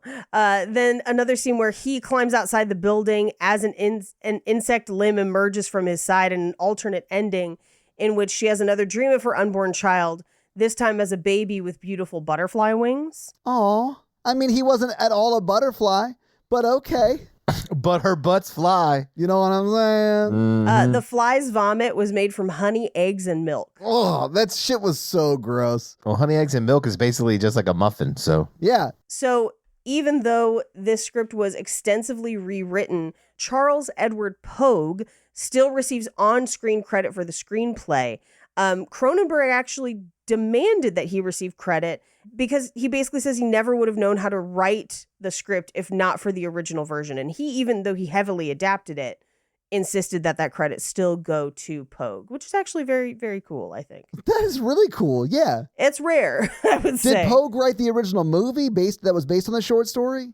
No, I believe Pogue wrote the script for this remake, which then David Cronenberg, as he was filming and in pre-production. Okay, he just changed it a bunch. I gotcha. Okay. Yes. And I would argue that this is probably at this point, the most famous version of this. At this point, it certainly is. Yeah. Yes. There is a line where he says, "Drink deep or taste not the plasma spring." That's actually a reference to Alexander Pope's An Essay on Criticism. A lot of stuff gets folded into this movie. Interesting. Okay. But it's pretty prescient because he says it as she's criticizing his scientific process. Yes. And he's criticizing her, if you want to call it, lack of a visionary mindset with what he's doing. Yeah. But David Cronenberg really wanted Jeff Goldblum for this role because he thought he was going to nail it. And he fucking did, yeah. The studios disagreed. They thought that Jeff Goldblum wasn't a bankable star yet, which is, at this point in his career, is true. Sure. Because he'd basically only done Earth Girls Are Easy before this. And the design department for the visual effects actually thought his face would be difficult to work with for the makeup effects. However, they're like, Jeff's too ugly for makeup, guys. Something about the shape of his face, but they deferred to Cronenberg. They're like, if you want him, we will make it work. Then they had to convince the studio to hire him instead of Michael Keaton. Really? So Michael Keaton would have been the other choice. Michael Keaton's a fine. He'd be great. I don't think he would be as good as Goldblum. Yeah. I don't know. It'd be a different vibe. It would be a very different vibe. You're right. But it'd be interesting. It'd be like kind of like Birdman. So Jeff Goldblum was dating Gina Davis at the time and suggested her. And Cronenberg didn't super like her because he didn't want to work with a real life couple. But then when she read for the part, they were like, nope, it's her. She's great. And she does a great job in this movie with admittedly not much in that script. Originally, before this went to Cronenberg, they offered it to Tim Burton. And those are your fun facts. That would have been interesting. Well, Paige, thank you for those fun facts. Let's talk a little bit about box office. So what do you think the production budget was for The Fly in 1986? $6 million. Okay. I'm going to go 12 million. Paige, you were closer, although it was $15 million. Ooh. If you adjust that for inflation, that's roughly $42 million today. And it's like practical effects. Like, I get it. I definitely understand why it cost that much. This movie came out on August 15th, 1986. It was number 1 the weekend it came out. It beat the number 2 movie, Armed and Dangerous. Number 3 was Aliens, not with a dollar sign, but it was the second one. That had been out for 5 weeks, though, so it was third at the box office that week. Number 4 was a movie that had been out for 9 weeks, but also slaps, Karate Kid Part 2. And then number 5 was Nothing in Common. What do you think The Fly made in its opening weekend? $4 million. Okay. Paige, what do you think? I'm going to go 3 million. It actually made $7 million. Literally right Nice. over $7 million. It was $7,423,000. Nice. Now, it was number 1 in the box office for its first 2 weeks. In its third week, it fell to third and was there for 3 weeks. In its 6th week, it was 4th. Its 7th week, it was 7th, and then fell to 10th in its 8th week. It had some pretty good stay power, is all I'm saying. Less movies came out back in the 80s, but still, that's pretty good. But total, it was in theaters for 11 weeks. What do you think it brought in? And I'll just say worldwide, because it didn't really get or track an international release at least. What do you think it made worldwide at the box office? 20 million. Okay. $40 million. Mikey, you are very close, although it was $37.5 million, which is $107 million today. Wow. I mean, that's amazing. It did really well. Yeah, I mean, I think it convinced people to put Goldblum in more movies. And thank you. The world's a better place for it. Yeah, Thank you. no, exactly. Thank you for yeah. it. But that is your box office. Mikey, do you want to hit us with that scary scale? Yeah, our scary scale is a scale of 1 to 10 of how scary you found the film today. Our 1 example is Ghostbusters. Our 10 example is Texas Chainsaw Massacre. Paige. I'm going to give this a 2 for the body horror. Fair. Todd. I'm going to give it a 4 for the body horror. I hated it. When he's peeling off his fingernails and there's liquid shooting out of his fingers and shit, like it was gross. I hated it. It was real gross. I'm going to give it a 2 because the teeth falling out got me. I was Yeah, like, that's "Ew." it was super gross. That's yeah. a recurring nightmare that I have. Yeah, that's my anxious dream. Mm-hmm. And that's our scary scale. So this week, you all made us watch The Fly. What are you all making us watch next week while we continue the month? the month. For the month, we are doing 1988's The Blob, per Mikey's request. Mikey wanted 80s over 50s. I did not have a preference. So, the 1988 The Blob. And it's also the last movie Mikey will get to pick Yeah. while he's on the podcast, because the last one of the month is going to be listener request. We'll let him pick as a guest sometimes. Yeah, I can't guest pick. No, absolutely. I want you to, like, if you want to do a movie, text us and we'll do whatever movie you want. I just want to come back every 8 weeks and be like, this is a movie that's really dumb. What do you guys think? I'm here for that. I'm going to start thinking of you as like our Mikey movie correspondent. Like you're in the field doing research to find good Mikey movies. And when one pops up, you just text us and jump on the pod. I'm only coming back with Halloween 3 level stuff. Nice. So yeah, anyway, but your homework for next week is The Blob, the 1988 version. Correct. So Mikey, do you have a review for us to read? Oh, no, I definitely don't. Well, then how about I'll read one of our Spotify comments that came out last week on our The Stuff episode, and we got a shitload of comments that all had a very similar theme, Mikey. Can you guess what that was? That they liked the movie? Well, that was also some of them, but no, most of them were that people were going to miss you, Mikey. That's all it was. I appreciate that, friends. Yeah, it took me a long time to approve them all. It was insane. So everyone, thank you for your comments. I'll just read this one from Bean, and they say, I'll miss Mikey a lot, but proud of him for doing what's best for him. Heart. Oh. And Bean, we agree.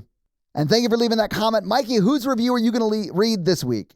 Soccer Girl 0011 All right, well, what does Soccer Girl have to say?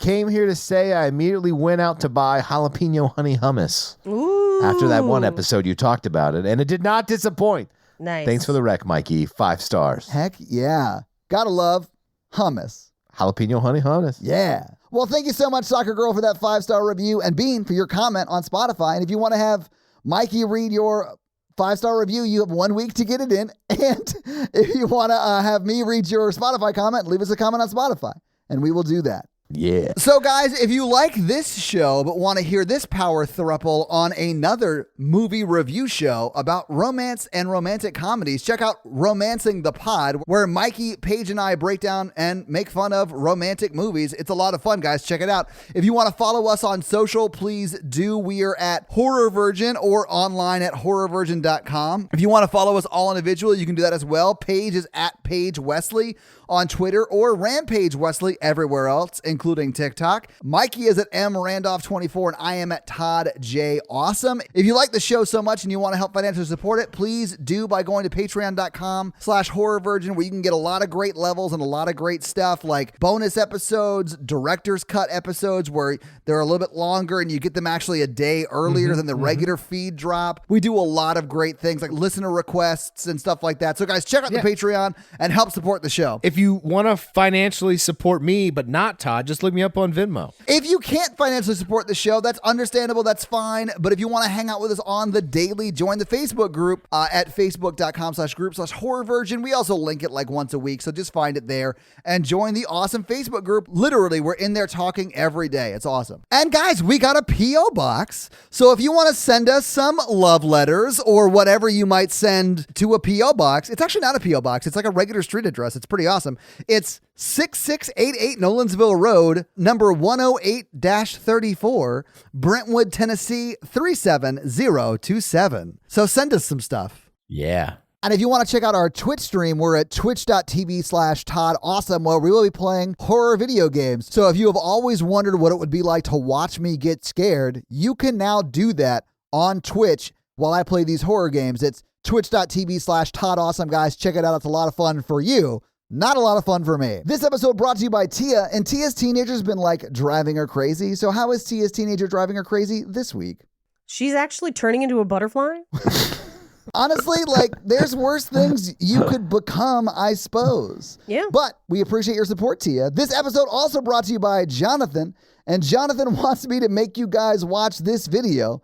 So I'm going to steal your screen right now and make you watch this video that is called... Oh, Rockapella! There's been a debate on Twitter about which Carmen Sandiego theme is the correct theme. This is the only one I ever knew. I had no idea there was another Carmen Sandiego show even. I only know of one Carmen Sandiego theme, and I'm interested to see if this is it. Based on the time, I bet it is. This has to be it. Yeah. This has to be it. This is the one. Yeah. Was Rockapella the Pentatonics of the 90s? Absolutely. Yeah. Is that guy's hair braided? It's like a mullet that's braided. Paige. It's how, like, yes. How have I not dressed like this for Halloween?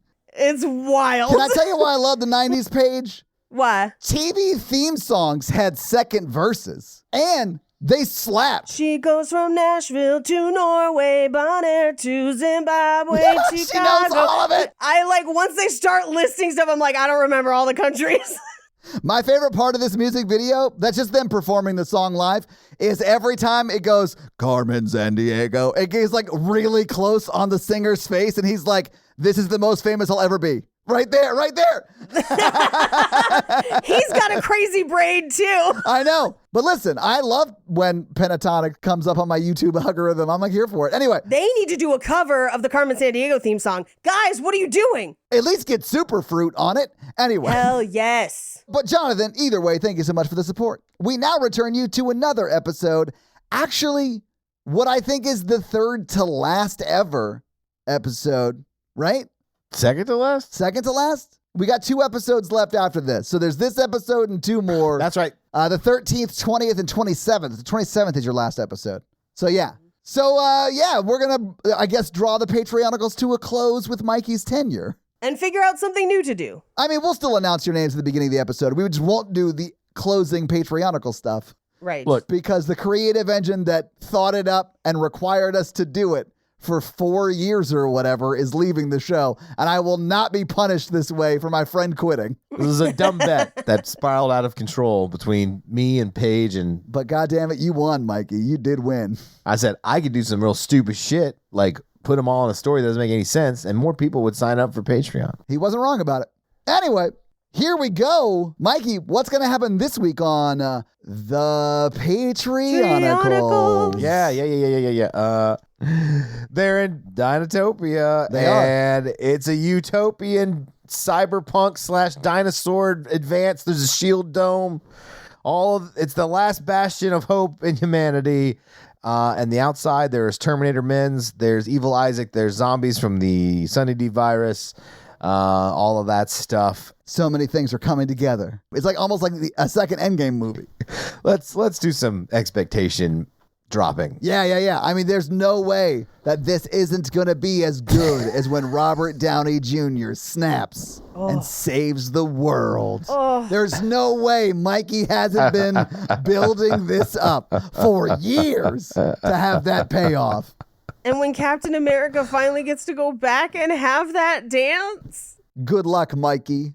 So we should make this as unhinged as possible. Okay. I love it. That's truly the correct way to go out. So this opens with Evil Isaac sending a message to Laura the giant iPad from she's a computer program that gained sentience he created to enslave humanity's survivors, and she freed them because she fell in love with them. It's a non-evil computer. And she will manifest herself as an iPad? Well, she's like still in the Matrix cyber world or whatever. Okay, I got you. Okay. She's just she's on an iPad. She's being worn by somebody. So anyway, she's like, look, Isaac's had enough. He's going to kill the last free city. Not Dinotopia. 2077. And then I love how you gave us a year and it was like scarily close to where we are. Like dinosaurs come back and humanity's wiped out to one city that Isaac is trying to kill with the Sunny D virus. It's a lot going on. That's a lot. And so she's like, so they look, and then coming across the sky are giant airships.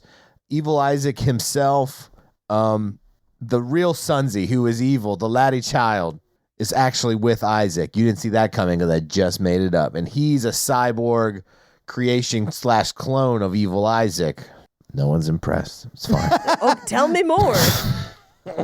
He's just got big shoulders. Oh, okay. Now she's now going I'm to lean in listening. super All hard. right. Yeah. Now she's paying attention. And he sent a message. He's like, you have 12 hours. We're coming to kill you. This is it. And it's like millions of Terminator Men's. It's millions of ships. It's like thousands of ships, millions of things. It's bad stuff coming. So it only has to be just as good as Endgame. You just only have to get that to that bar. Right. So Edward drops his computer hammer and he says, we're all going to die. We should just all have sex. Not a bad idea. Honestly, like I get the impulse for sure. Yeah. And a giant orgy breaks out at Dinotopia. Just so much sex stuff. You got Kate with her psychic powers just smushing people together. And then you got... Wait, with their consent though, please, right? Everyone signed a consent form Okay. in the world, I think. I mean, that wouldn't be very difficult to do. It's just this one city.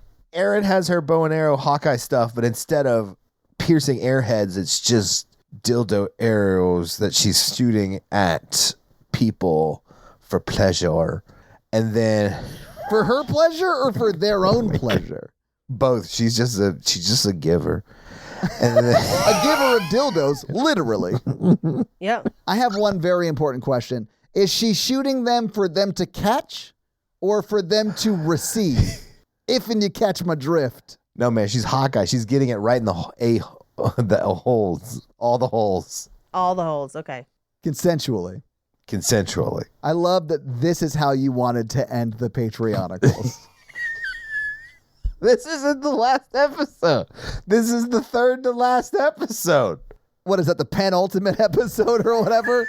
Yeah. The penis ultimate episode. It definitely is that, yes. Okay, so Wes.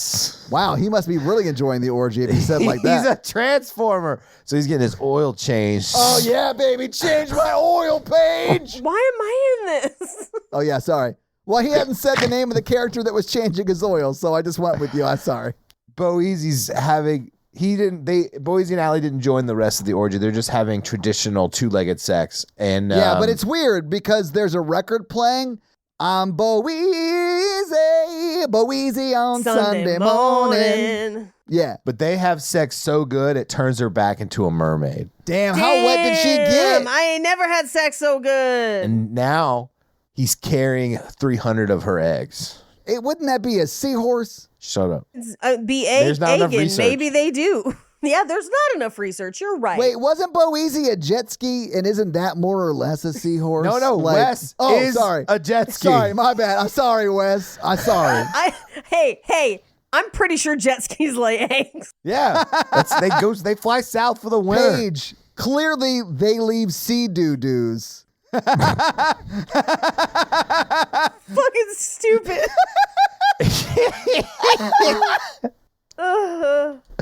Okay. Fucking sea doo-doos. Leaf Girl is just like going up all over people's teeth and just What? She's just like rubbing kale all over their gums. What the fuck is that? She's like, this is one of my favorite leaves. Girl. When your face is also a leaf. I love that we're the kind of friends where one of our friends have been like, hey, let's act out a skit where we're all having a weird orgy. And the rest of us were like, yes, and? Not just yes, and. We're like, so jet skis, egg-laying mammals? Jet skis are the seahorse of the boat world, right? Oh, my gosh. Okay. Mr. Rage Bomb creates bombs so tiny and non-lethal that he just puts them inside women to vibrate when they explode, and it really works hard. Oh, damn. You want me to blow that spot?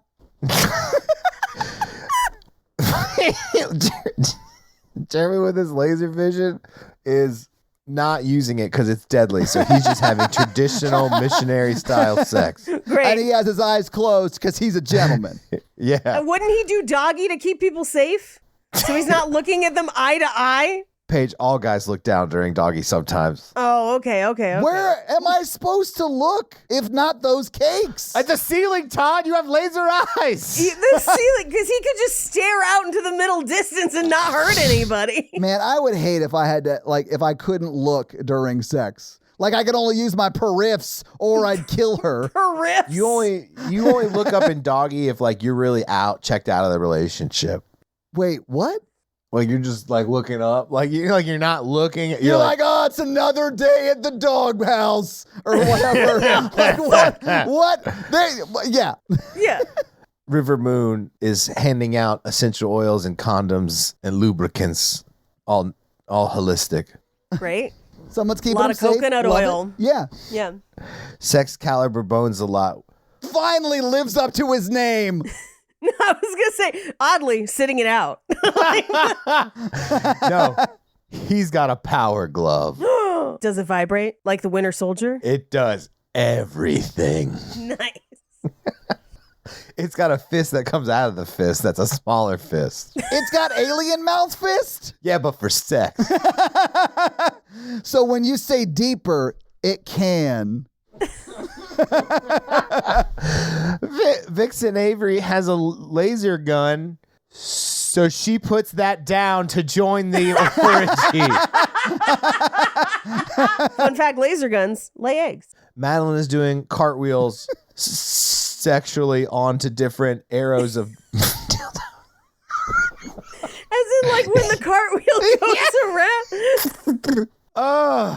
Oh, what will your brain do with more free time? I'm going to try to settle down and try to have an intimate partner that I can talk like this to. Not if you're going to tell bedtime stories to the kids. Let me tell you a story. When in the corner, all along, Karun and Natasha still just crying, watching everyone be happy and have sex. No. Because they don't know if their thousands of blue children are real or not. Tears to supply lube to them all. Good God. Tears because are their salty. alien tears are silicone based.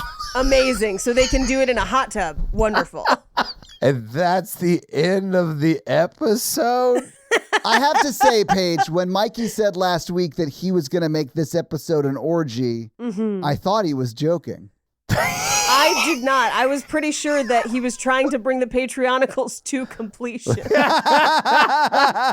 I guess we'll have to see how that completion comes to a completion on another episode of The Patreonicals. Oh, that's going to be it for us, you guys. I'm Paige. Oh, hey. And I'm your horror virgin, Todd.